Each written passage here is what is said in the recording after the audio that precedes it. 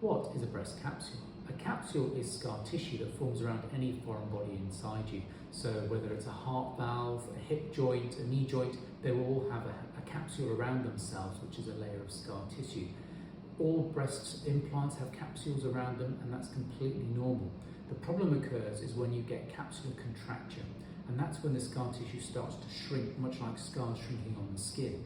And when you have a breast implant, that's a soft implant. So over time, that scar contracture will shrink your implant to the size and shape of a tennis ball, which means that you'll notice that as hardening of your breast and a deformity to the shape of the breast as time goes by, which, like aging, you probably won't notice for quite some time until when you're down the line, you'll realise, hang on a minute, my breasts look a bit weird and they're a bit harder than they were before.